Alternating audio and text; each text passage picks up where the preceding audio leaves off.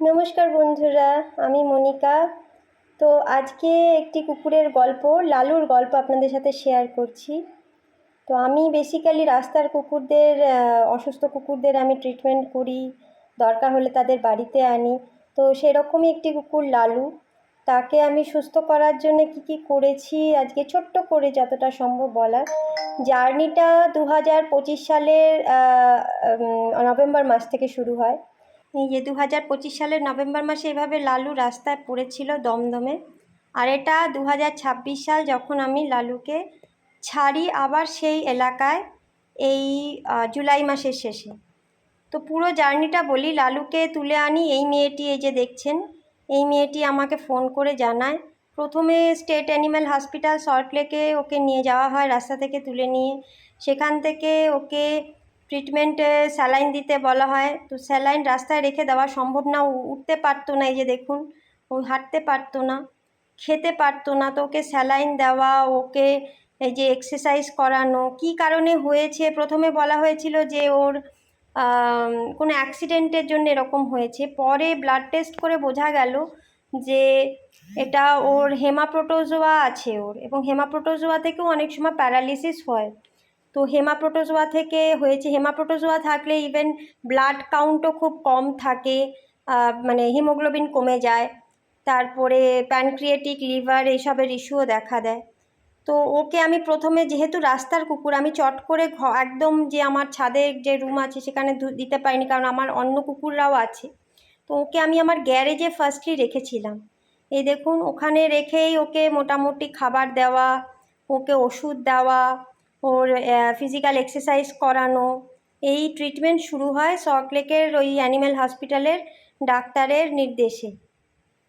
কিন্তু এগুলো করতে করতে দেখা যায় 3 মাসের মোটামুটি ওর ট্রিটমেন্ট হওয়ার পরেও দেখা যায় যে ও এমনি দাঁড়িয়েছে ঠিকই, কিন্তু ওর চেহারা প্রচণ্ড রোগা। এই যে 3 মাস গ্যারেজে রাখার পর আমি ওকে ছাদে নিয়ে আসি, ওর চেহারা প্রচণ্ড রোগা। হ্যাঁ, এমনি ও খাওয়া দাওয়া ঠিকঠাক করছিল তখন, কিন্তু এই যে দেখুন, ও হাঁটতে পারতো না, আর ওর গায়ে একদম মাংস নেই। এবারে কি হয়, যারা দিয়েছিল তারা আমাকে বলে যে দিদি, আমরা আর এর মানে ট্রিটমেন্ট কন্টিনিউ করতে পারবো না, সেটা বলেনি। ওরা আমাকে ঘুরিয়ে কথাটা বললো যে ওকে আমাদের এলাকায় ছেড়ে দাও, আমরা ওকে খাইয়ে মোটা করে দেবো, যেন আমি ওকে খেতে দিই না, এরকম একটা ভাবে ওরা আমাকে কথাটা শোনালো। কিন্তু আমি তো জানি যে আমি ওকে খেতে দিচ্ছি আমার সব কুকুরদের মতোই। কিন্তু ওরা ট্রিটমেন্ট আর পয়সা দেবে না, এই ডাক্তারের খরচটুকু ওরা দিত, সেটা আর দেবে না। সেই জন্যে ওরা কি করলো, ওরা এই ওর ট্রিটমেন্ট বলে দিল যে আমাদের এলাকায় ছেড়ে দিয়ে যাও, আমরা ওকে খাইয়ে মোটা করে দেব। এবার আমি তো জানি ও অসুস্থ, ওকে ছাড়লে ও সুস্থ হবে না, ও আরও ওরা মানে বিনা ট্রিটমেন্টে ও মারা যাবে।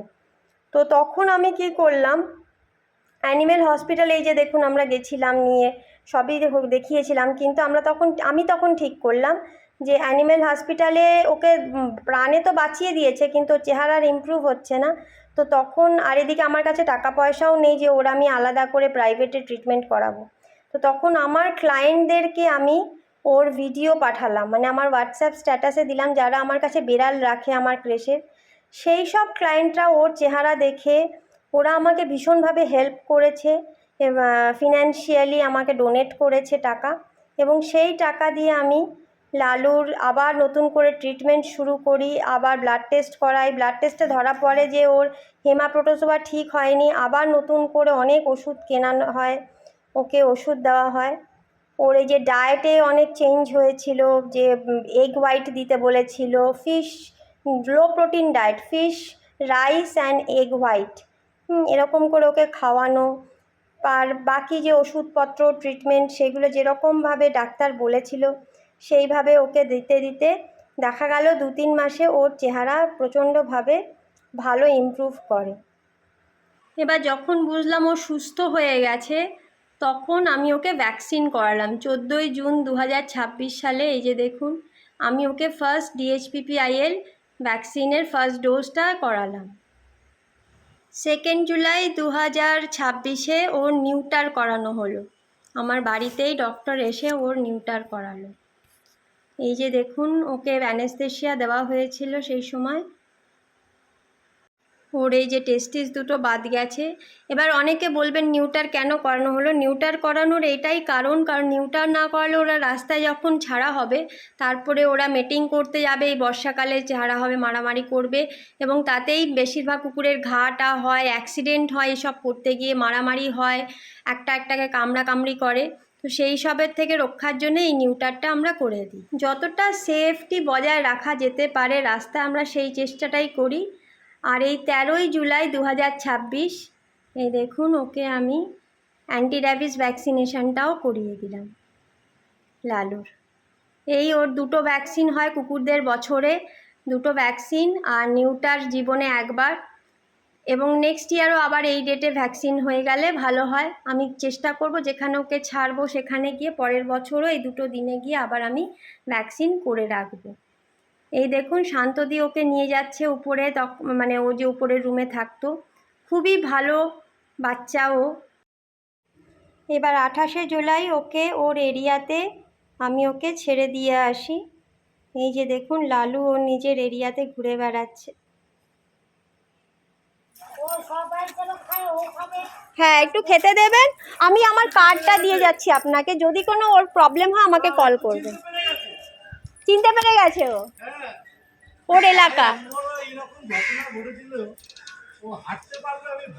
ও পুরো একদম শুয়ে পড়েছিল এখানে, মানে উঠতে পারছিল না।